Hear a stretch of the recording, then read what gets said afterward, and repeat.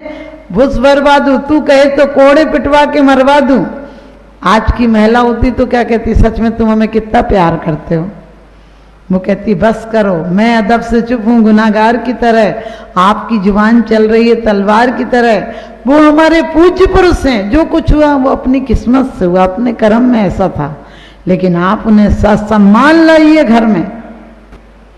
बुद्ध सेन कहता तुम कैसी बात कर रही हो, कितने कष्ट उनके कारण मिले। वो कहती उनके कारण नहीं मिले, स्वयं किए जो कर्म सुवासो फल निश्चय वे देते, करें आप फल दे अन्य तो स्वयं किए निष्फल होते। कैसी बात करते हो, उनने कुछ नहीं किया, लेकिन आप ये भी सुन लीजिए, मेरे अन्न जल का त्याग है, जब तक उन सबको ससम्मान घर में नहीं लाओगे।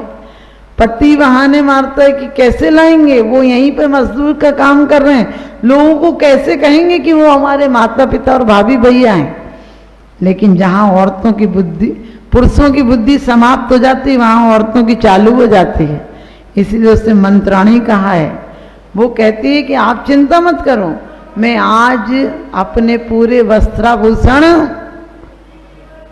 वस्त्राभूषण तैयार कर देती हूँ, रात से जेवर तैयार कर देती हूँ, आप दिन में चुपचाप से ने कोई 5-10 किलोमीटर छुड़वा दो और रात को वस्त्राभूषण भिजवा देना, सुबह गांव में डिंडोरी पीटना कि उज्जैन से हमारा परिवार आ रहा है, हम भी ससम्मान उन्हें लेने चलेंगे।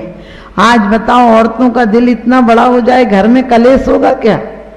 लेकिन सास तो एक साड़ी महंगी नहीं आए तो तवेला समूह बना के बैठ जाते, दे दियो मैं पहनती हूँ, कैसी साड़ी अपने घर में दे दी वापिस।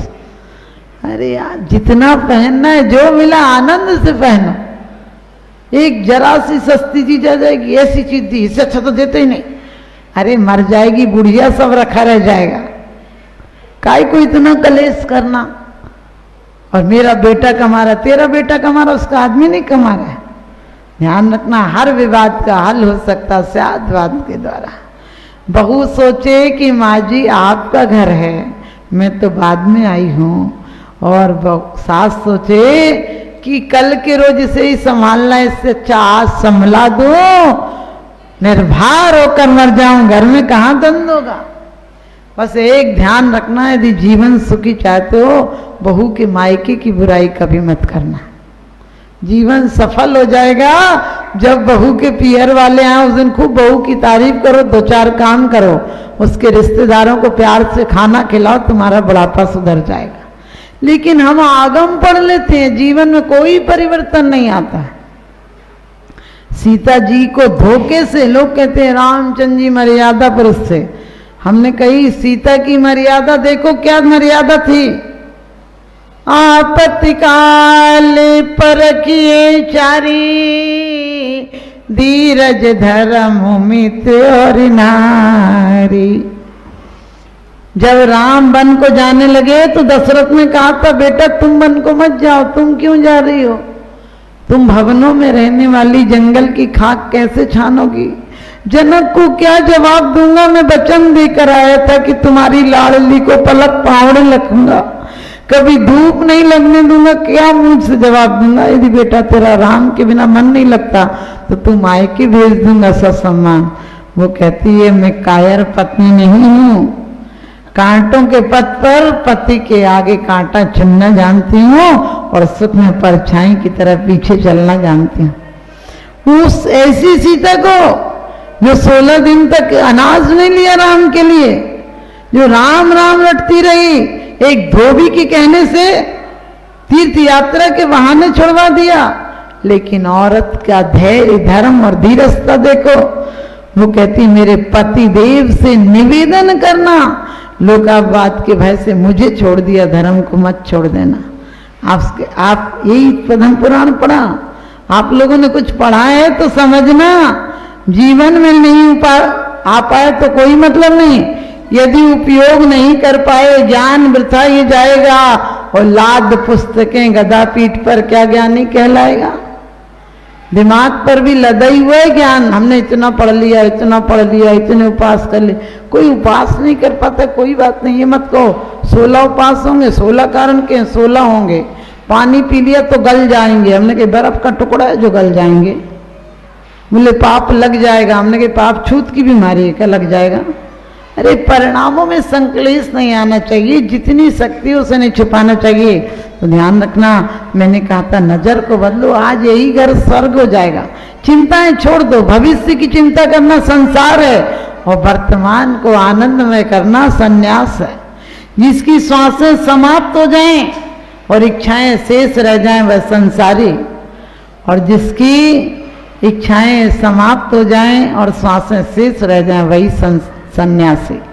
आप घर में सन्यासी की तरह जियो, क्या अंतर पड़ता है? मैं ये नहीं कहती हूँ घर छोड़ दो, नमक छोड़ दो, मीठा छोड़ दो, घर मर मत छोड़ो। घर छोड़ के क्या करोगे? यहाँ घर का निर्माण हो जाएगा। घर बनने में देर थोड़ी लगती है। ग्रस्त मत छोड़ो, ग्रस्ती बहुत लोगों की छूट जाती, ग्रस्त पना अंदर से अभिमान छोड़ो। तो संत के यहाँ वो कूदा, संत जाग रहा था। चोर संत के यहाँ आया कि थोड़ा बहुत कुछ मिल ही जाएगा, सो रहा होगा।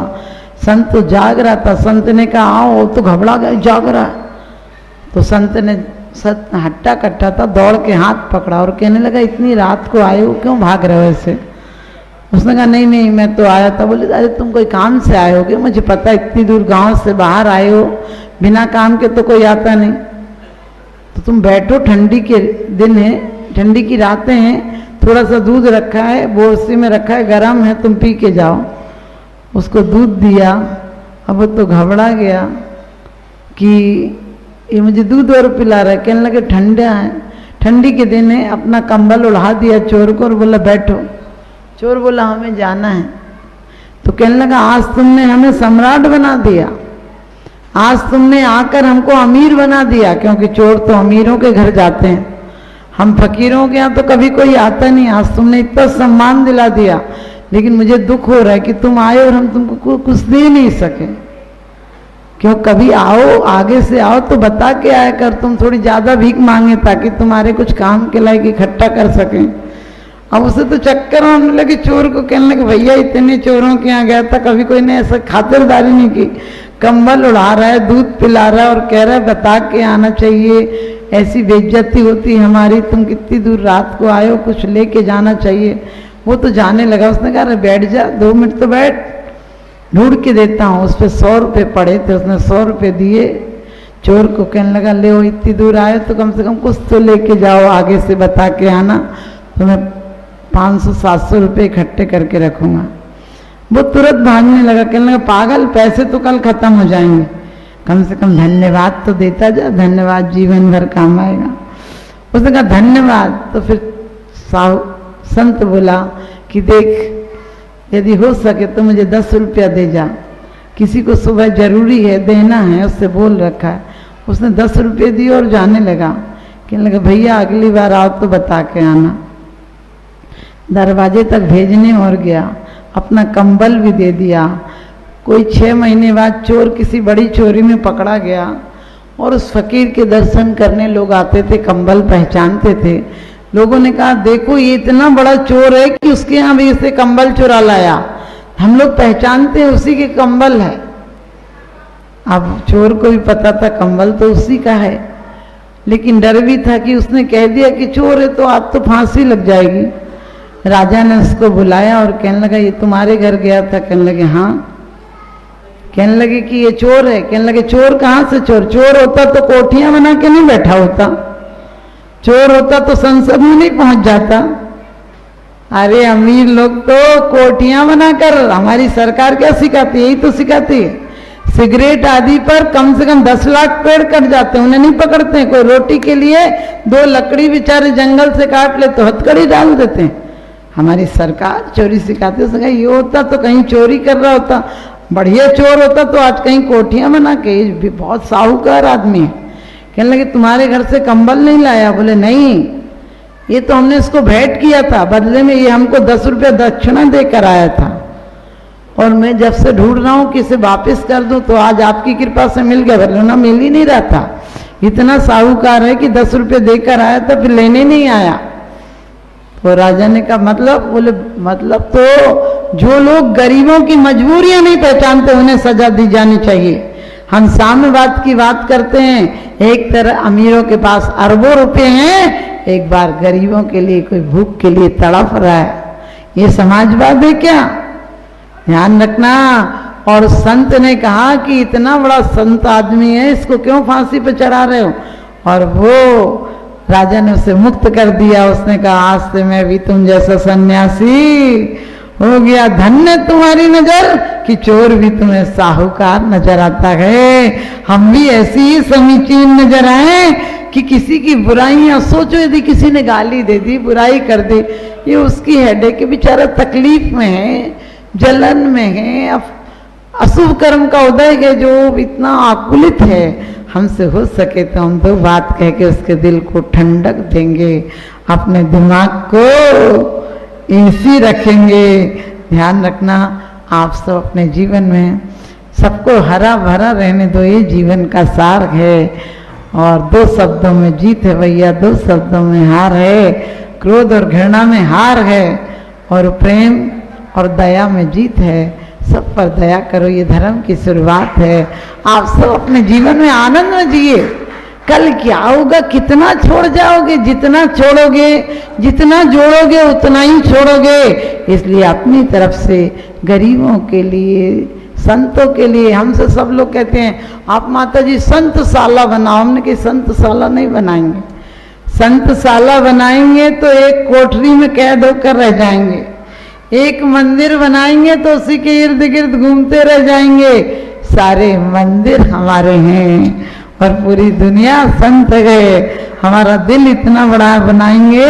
आप सब भी कभी किसी तीर्थों पे जाते हो, माता जी हम क्या करते, मन तो कर रहा था, क्या नहीं करते? अपना बच्चा बीमार हो जाएगा तो मीटिंग करते हो क्या? तत्काल उसका उपचार करते हो। लोग हमसे बोलते माता जी कल्याण हो जाए, ऐसा कोई सा शास्त्र बता दो। हमने कि तुम्हारे घर में आग लग जाए फिर हमारे पास आते हो क्या कि कोई शास्त्र बता दो? कौन सा पढ़ें जिससे आग बुझ जाए? नाग दिख जाए फिर आते हो हमारे पास कि माता जी सर्फ दिख रहा है, क्या करें, कौन सा मंत्र पढ़ें? अरे आग और नाग दिखता है, निकल जाते हो घर। ऐसी अपने अंदर से आग कौन सी है? राग की आग है, मिथ्यात का नाग है। इससे बचने की कोशिश करो। मिथ्यात का नाग बहुत खतरनाक है। आप सब वैराग भावना में पढ़ते हो। समय हो गया, मैं अपनी वाणी को विराम देती हूँ।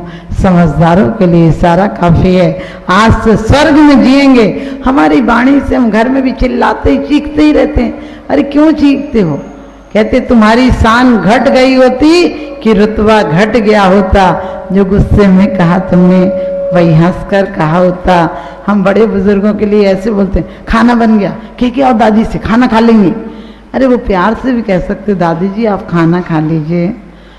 कभी भी अपने बाप के पास, बाप जिंदा हो तो कभी महीने में 15 दिन में एक गिलास उसके पास भी बैठ के खा लिया करो। धन्य हो जाएगा बाप। तुम बाप ने तुम्हें शहजादों की तरह पाला है, तुमने बादशाहों की तरह जिंदगी देना।